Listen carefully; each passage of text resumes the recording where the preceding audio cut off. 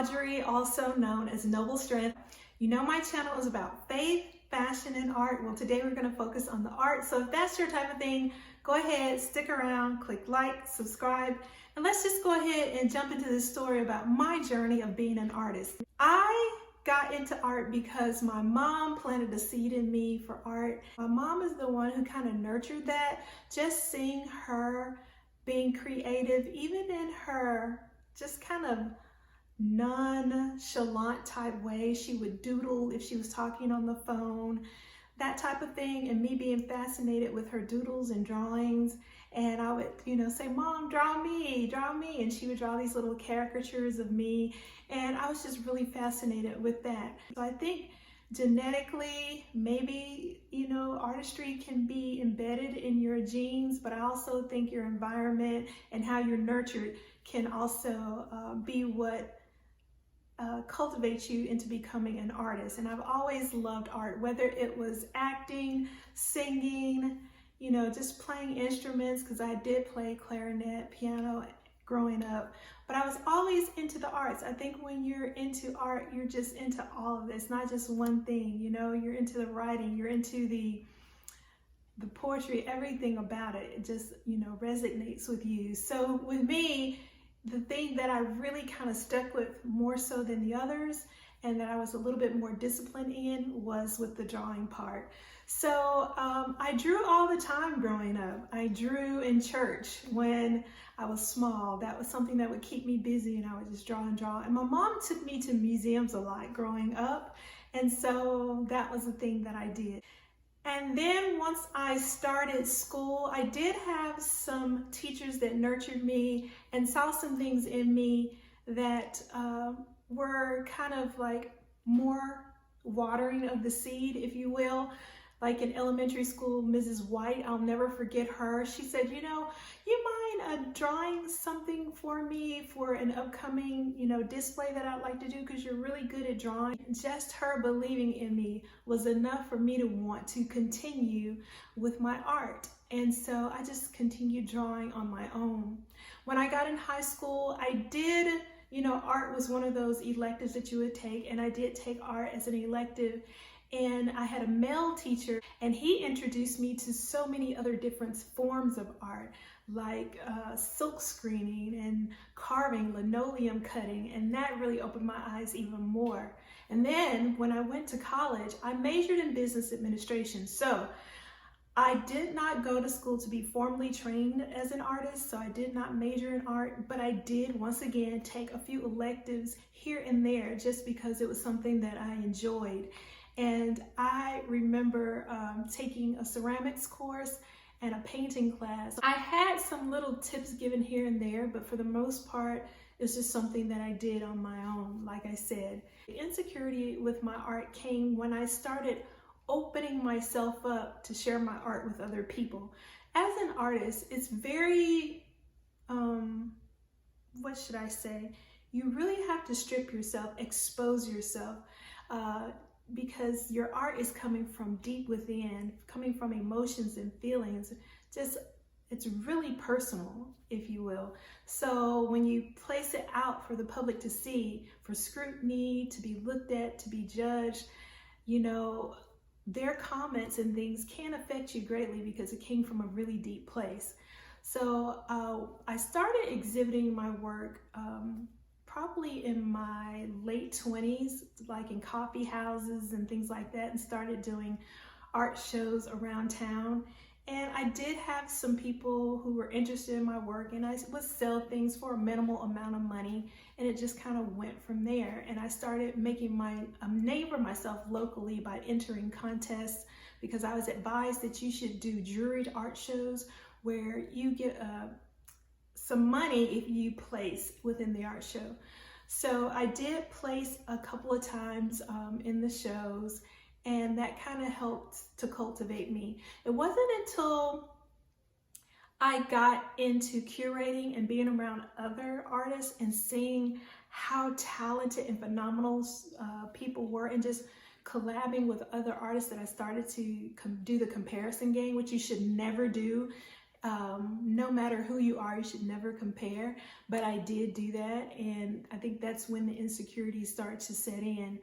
And then when I got into teaching and I was being surrounded by teachers who went to school for that, it made me question myself as a teacher. But the thing about my story is that my faith has been such a big part in helping me to overcome my insecurities, because, I'm not the only one who has them. There are plenty of men and women in the Bible who had their own insecurities, Moses being one of them. And a scripture that comes to mind is when Moses is saying, Lord, I'm slow of speech. Send someone else, have someone else to speak for you on your behalf. And God said, did I not make your mouth?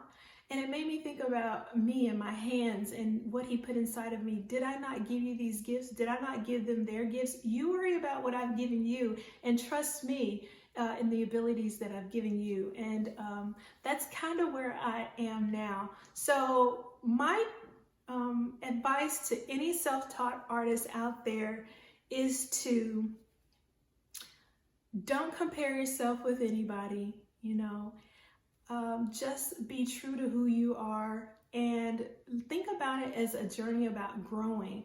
That's really what it's about. It's about growth. And just look at it from that standpoint, and look at it from the standpoint that someone out there will be blessed by what you share. You're not going to reach everyone. Everyone's not going to like your art. Everyone is not going to like what you produce, but someone will, and it will resonate with them. And then that means that's who it was meant for. Also, another thing that I would say is try to do it frequently so that you can get better and better at it, so that you can cultivate the gift that God has put inside of you. Another thing I would say is read up as much as you can about whatever it is that you believe is your gift or your skill.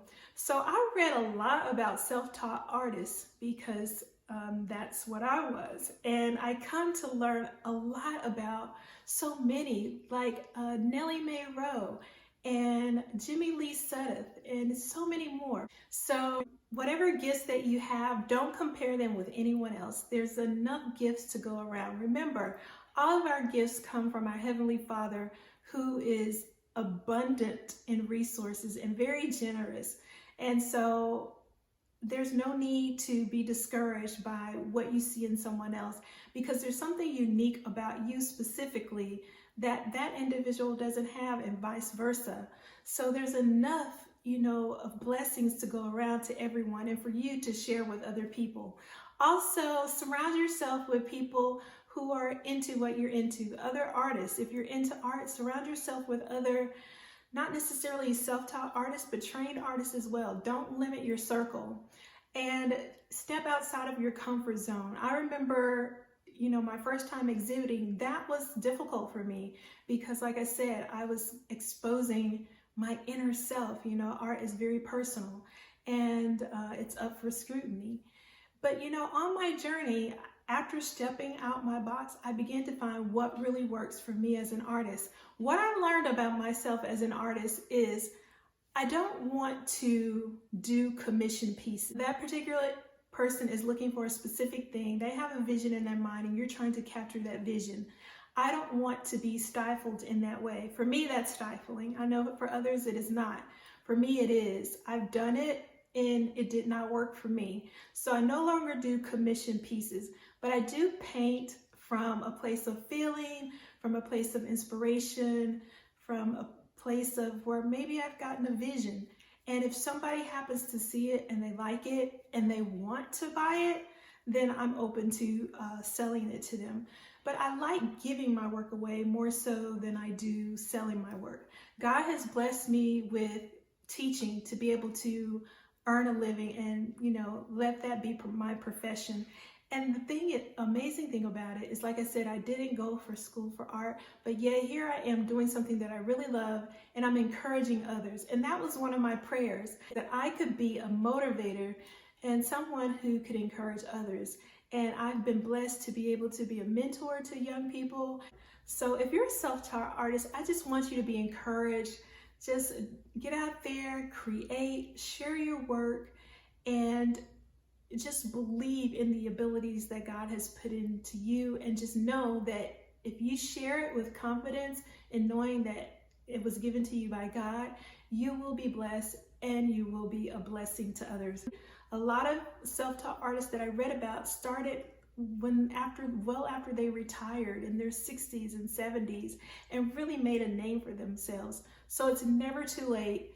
And like I said, just get out there, do what you enjoy, and consider sharing it with others. You just never know where it will go.